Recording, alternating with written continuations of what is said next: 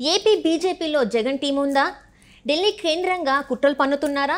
అయితే ఈ అంశాన్ని మనకి ఇంకా క్లుప్తంగా వివరించడానికి మనతో పాటు ఉన్నారు ప్రముఖ రాజకీయ విశ్లేషకులు అర్సిమిల్లి శ్రీనివాస్ గారు. నమస్కారం సార్. నమస్కారం సార్, ఢిల్లీ కేంద్రంగా అంటే ఏపీ బీజేపీలో జగన్ టీం ఉందని ఢిల్లీ కేంద్రంగా కుట్రలు పన్నుతున్నారని చెప్పేసి వార్తలు వస్తున్నాయి. ఇందులో ఎంతవరకు వాస్తవం ఉంది సార్? 100% కరెక్ట్ అండి. అందులో మనం ఉంది. ఇప్పుడు వాళ్ళు ఏపీ బీజేపీలో డెఫినెట్గా జగన్మోహన్ రెడ్డి టీం ఉంది. వాళ్ళు సూట్ కేసులు అందుకుని వాళ్ళు నిత్యం బిస్కెట్లు పడతాడు వాళ్ళకి. వాళ్ళు అందుకునే పొత్తు ఉండకూడదని ప్రయత్నం చేశారు వాళ్ళు. అక్కడ ఏం జరుగుతుంది ఎప్పటికప్పుడు ఇతనికి చెప్పేది వాళ్ళ లాబింగ్ చేయడానికి అన్నట్లకి పనికొస్తూ ఉంటారు వీళ్ళు. 6-7 వచ్చింది బయట పేర్లు. రఘురామకృష్ణరాజు గారికి సీట్ ఇవ్వద్దని. రఘురామకృష్ణరాజు గారికి సీట్ ఇవ్వద్దని చెప్పారంటే వాళ్ళు ఎంత అన్నం తినేవాళ్ళు కాదు వాళ్ళు. ఎందుకంటే ఆయన అసలు ఎంత పోరాడాడు.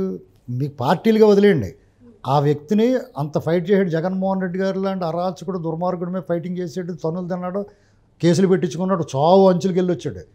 అటువంటి వాడు ఏ పార్టీలో కానీ వస్తానంటే రావయ్య బాబు అని చెప్పి తీసుకుని అతనికి సీట్ ఇచ్చేసి నిలబెట్టుకోవాలి. అలాంటిది అతను మీరు సీట్ ఇవ్వద్దు, బీజేపీ తీసుకోవాలంట నరసాపురం సిట్టింగ్ ఎంపీ. అక్కడేమో ఇంకొకరికి ఎవరికి ఇవ్వాలంటే బుద్ధి ఉంది వాళ్ళకి. అసలు అన్నది అంటున్నారు, గడ్డి అంటున్నారు వాళ్ళు. ఏమన్నా ఇప్పుడు పార్టీలుగా వాళ్ళు మాట్లాడలేకపోవచ్చు, మేము మాట్లాడతాం. తోలు తీసేస్తాం, పిచ్చి పిచ్చి చేసేలా ఎందుకు కూరుకుంటాం? అలాగే పబ్లిక్ అండి మేము. ప్రజల కోసం పోరాడిన మనిషికి మీరు ఎలా చెప్తారు? అంటే ఎంత డబ్బులు కట్టి తినేస్తే ఆ పార్టీలో పోండ, సిగ్గు లేకపోతే ఇంకా ఇక్కడ గురించి మాట్లాడతారు వీళ్ళంతా. ఆ విష్ణువర్ధన్ ఏ రెడ్డి అయినా ఎవడైతే అంటే రెడ్డి సామాజిక వర్గానికి చెందిన వాడు అయ్యి ఉండి తనకట్లా అంటే జగన్మోహన్ రెడ్డి ఫ్యాన్ అనుకోవచ్చా? మరి జగన్మోహన్ రెడ్డి ఫ్యాన్ ఏంటి? బూట్లలాకి కూడా అయితేనే వాడు ఫ్యాన్ ఏంటి? వాడు పడేసి ఆ బిస్కెట్ల కోసం ఆశపడి వాడు. పైగా వాళ్ళ మనుషులాళ్ళే, పేరుకి బీజేపీ ముసుగులో ఉన్న కోవట్లు వాళ్ళంతా. అంటే కోవట్ రాజకీయాలు అంటారు. కోవట్ రాజకీయం అదని ఖచ్చితంగానే. అది ఆపగలిగాడా? రఘురామకృష్ణరాజు గారిని ఆపలేకపోయారు కదా అక్కడ. వాళ్ళ తరం ఆపడానికి ఆయన స్థాయి ఏంటి, వీళ్ళ స్థాయి ఏంటి? ఆకాశానికి నేలకి గుళకరాయికి ఉన్న తేడా ఉంటుంది. వాళ్ళిద్దరికి పర్వతం, ఆయన మేరు పర్వతం, ఆయన ముందు ఎంత ఇళ్ళు ఇటు బెచ్చగళ్ళు వీళ్ళు అందరూ ఉన్నాయి. వీళ్ళు ఎందుకు పనికి వస్తారు? ఇప్పుడు వాళ్ళు ఏంటంటే పొత్తు ఉండకూడదు, విశ్వ ప్రయత్నం చేశారు. పొత్తు ఉన్నా కానీ రఘురామకృష్ణరాజు గారు అటువంటి సీట్ లేకపోతే ఏమవుద్దంటే మోడీ గారు జగన్ మాట విని అతను సీట్ ఇవ్వలేదని ఒక మైండ్ గేమ్ ఆడదామని. అంతే కదా. రఘురామకృష్ణరాజు ఎంత ఫైట్ చేసినోడికి సీట్ ఇవ్వలేదు అనుకోండి. అక్కడ పొత్తులో వాళ్ళు తీసుకుని ఇతను ఇబ్బంది పెట్టారు. జగన్మోహన్ రెడ్డి గారికి నచ్చని వ్యక్తికి సీట్ రాలేదంటే అతని ప్రభావం ఉంది అనేటువంటి ప్రజలు అనుకోవాలండి. అంటే ఏంటంటే ఇండైరెక్ట్గా వెనకాల వీళ్ళ స్నేహం ఇంకా కలిసే ఉంది అని చెప్పేసి అవన్నీ జరగదండి. ఎందుకంటే ఇప్పుడు రౌడీ మామూలు లాంటిది బీజేపీకి సీట్ ఇవ్వడం, టికెట్లు ఇవ్వడం అంటే వాళ్ళు బాగా ఓట్లు ఉన్నాయి వాళ్ళకి, వాళ్ళ బొక్కలు ఇంత లావు ఉన్నాయని చెప్పి ఇస్తున్నారు అనుకుంటారా? వాళ్ళకి రౌడీ ఇప్పుడు ఒక పైల్వాన్ ఉంటాడు వీధిలో, వాడికి ఆ కాపలా కాస్తూ ఉంటాడు, వాడికి మామూలుగా కడుతూ ఉంటారు కొట్లో అందరూ. అలాగే వాళ్ళకి ఇక్కడ ఈ ప్రజాస్వామ్యంలో మీ ఓటు మీరు వేసుకోవడం కోసం వాళ్ళకి కప్పం కడుతున్నారు వీళ్ళు. ప్రజల కోసం ఇది. టీడీపీ జనసేనకి ఏమి కలిసి వస్తుందని వాళ్ళ వల్ల ఓట్లు కలిసి వస్తాయని కాదు. మీకోసం నా కోసం మన ఓటు మనం వేసుకోవడం కోసం వాళ్ళు ఈ జగన్మోహన్ రెడ్డి అరాచకం నుంచి కాపాడడానికి ప్రజలు నీ ఓటుని వేసుకుని ఇస్తున్నారు. నీ ప్రాథమిక హక్కుని నీకు ఇస్తున్నారు, నీ చేతిలో పెడుతున్నారు. నీ ప్రాథమిక హక్కుని కాపాడడం కోసం వాళ్ళతో పొత్తెట్టుకుని కొంచెం సిస్టంలో కాపాడండి అయ్యా బాబు అని వీళ్ళు సీట్లు ఇచ్చారు. పవన్ కళ్యాణ్ గారు ఒక 3 సీట్లు 8 సీట్లు ఆయన త్యాగం చేశాడు. వీళ్ళు ఒక 7 సీట్లు వీళ్ళు ఇస్తున్నారు. ఆయన ఒక పార్లమెంట్ ఇస్తే వీళ్ళు ఒక 5 పార్లమెంట్ సీట్లు ఇచ్చి ఇది తీసుకుతోపంటారా బాబు, తీసుకుని కొంచెం జాగ్రత్తగా కాపాడి ఎలక్షన్లా చేయండి అని చెప్పి అంటున్నారు. లేదంటే వాళ్ళ ముఖం చూసి ఎవడేస్తాడండి ఓటు? ఇక్కడ సోమవీర్రాజు, విష్ణువర్ధన్ రెడ్డి వీళ్ళకి ఎత్తాడు ఓటు ఎవడన్నా? పైగా పొత్తులో కూడా వీళ్ళకి సీట్లు ఇస్తే మళ్ళీ వీళ్ళు ఓడిపోతారు. ఓడిపోవడమే కాకుండా ఈ కూటమికి చాలా పెద్ద దెబ్బ. అంటే బీజేపీలో కూడా వీళ్ళు ఎవరిని కనపడకూడదు, అసలు ప్రచారంలో కూడా కనపడకూడదు. వీళ్ళు ఉన్నారు, వీళ్ళు అసలు ప్రచారంలో కూడా కనపడకూడదు. వీళ్ళు ఇంట్లో కూర్చోవాలి ఎలక్షన్ అయిపోయేదాకానే. వాళ్ళు గొలుసులేసి కట్టేయాలి ఇంట్లోనే వాళ్ళు వచ్చేస్తారు బయటికి డ్యామేజ్ చేసేస్తానికి. వాళ్ళ ఉద్దేశం ఏంటి? దీన్ని చెడగొట్టాలి కదా. అంటే ఇప్పుడు వీళ్ళందరూ బీజేపీ నేతలుగా జగన్మోహన్ రెడ్డి గారికి పనిచేస్తున్నారా? ఖచ్చితంగానే. ఆ తాడేపల్లి ఆదేశాలను పాటిస్తారు వాళ్ళు. మామూలుగా అయితే అరుణాచలం దేవుడు శాసిస్తాడు, అరుణాచలం పాటిస్తాడు. అలాగే ఇక్కడ జగన్మోహన్ రెడ్డి ఆదేశిస్తాడు, వీళ్ళు పాటిస్తారు. అయితే ఇప్పుడు మరి అమిత్ షా గారు ఎలాంటి డెసిషన్ తీసుకోబోతారు? మరి తీసుకుంటాడు, మంచి డెసిషన్ తీసుకోపోతే వాళ్ళే పోతారు. ఎవరికి నష్టం? అంటే ఇప్పటివరకు చూసాము, అంటే ఓట్లు ట్రాన్స్ఫర్ అవ్వాలండి. బీజేపీకి ఓట్లు ట్రాన్స్ఫర్ అవ్వలేదా? 90% ఓట్లు ట్రాన్స్ఫర్ అవ్వాలి. జనసేన టీడీపీ ఓట్లు ట్రాన్స్ఫర్ అవ్వాలి. వాళ్ళు గెలవాలంటే వీళ్ళు ఓట్లు ట్రాన్స్ఫర్ అవ్వాలి కదా. వీళ్ళు ఓట్లు ట్రాన్స్ఫర్ అవ్వాలంటే జనాలు టీడీపీ వాళ్ళు కూడా నచ్చాలి ఆ క్యాండిడేట్లు. అర్థమైంది మీకు? అంటే ఒక చోట ఆ నియోజకవర్గమే కాదు మొత్తం అందరికి నచ్చాలా, ఇది పెద్ద టాస్క్ వాళ్ళకి.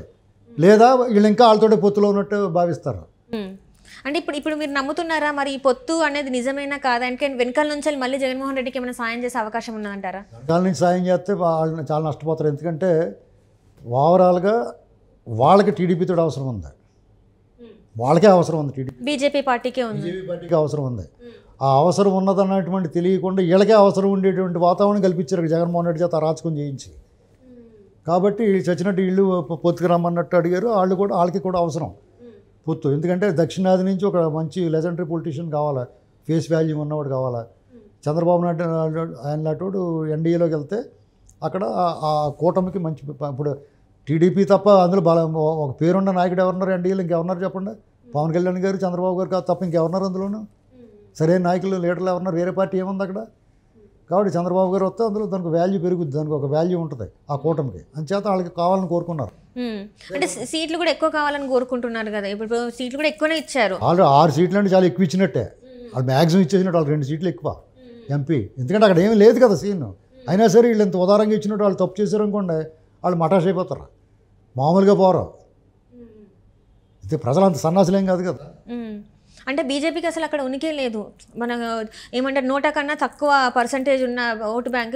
ఇప్పుడు గెలిచే అవకాశం ఉందంటారా? మరి నమ్ముతారా అసలు ప్రజల ముందు? అందులో బీజేపీలో కూడా జగన్మోహన్ రెడ్డి మీద పోరాడిన నాయకులు ఉన్నారు కదా, వాళ్ళకి ఇచ్చుకోవాలి టికెట్లు, ఈ దొంగల బ్యాచ్కి ఇవ్వకుండా. అర్థమైందా మీకు నేను చెప్పిన పాయింట్? అర్థమైందా?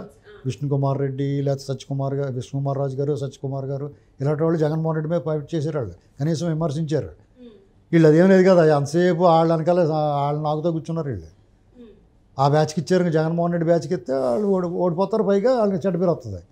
ఓట్లు ట్రాన్స్ఫర్, మిగతా వాళ్ళు ఓడిపోతారు, మిగతా చోట్ల కూడా ప్రభావం పడుతుంది. అలాగని చెప్పేసి జగన్మోహన్ రెడ్డి నగ్గడం, ఏ కాంగ్రెస్ వాడని గట్టివాడు మాయించి తిట్టమైన నిలబడ్డాడు నెగ్గేస్తాడు. అంటే ఇక్కడ ఏ రకంగా చూసినా, ఈ కూటమి ద్వారా చూసినా, కాంగ్రెస్ నుంచి చూసినా జగన్మోహన్ రెడ్డి గారికి ఈసారి గడ్డుకాలం అని చెప్పుకోవాలి. పరిస్థితులు జగన్మోహన్ రెడ్డి రానివ్వరండి. ఇప్పుడు సపోజ్ సోమవీర్రాజు ఉన్నాడు, అతనికి ఎక్కడైనా సీటు దొరికేసింది అనుకో, అక్కడ కాంగ్రెస్ వాడిని పెడితే కాంగ్రెస్ వాడిని నెగ్గుతాడు. అతనే కాకుండా సోమవీర్రాజు సీట్ ఇచ్చారు కాబట్టి మిగతా చోట్ల కూడా ఎఫెక్ట్ పడుతుంది. మరి ఈ కుట్ర నుంచి ఎలాంటి స్టెప్ వేయబోతున్నారు సార్? మరి కుట్ర నుంచి బయట స్టెప్ అయ్యానంటే సోమవీర్రాజుకి అలాంటి సీట్ ఇవ్వకూడదు అంతే. అంటే వీళ్ళందరూ కోవట్లే అంటారా? మరి ఖచ్చితంగా కోవట్లేదు. నా చాలా చెప్పిస్తారండి, అతను కోవట్టున్నారా? అంటే ఇప్పుడు చాలా వరకు ఏంటంటే నిన్న నుంచి చూస్తున్నాం RRR గారికి సీట్ ఇవ్వద్దు అని చెప్పేసి. సీటు వాళ్ళు తరం పెట్టిన ఆపడానికి వాళ్ళు ట్రై చేశారు. వాళ్ళు అనవసరంగా వాళ్ళు బుద్ధి పెట్టెట్టుకున్నారు. దాయగలరా? ఎవడ ఆపాడో తెలకుండా పోద్దా? సో అంటే దానికోసమే ఇప్పుడు కేవలం కొంతమంది నాయకుల్ని ఆపేసేసి మళ్ళీ మనం నరసాపురం టీడీపీ టికెట్ మీద నిలబడతాడు. వాళ్ళు ఎవరు ఆపగలరు?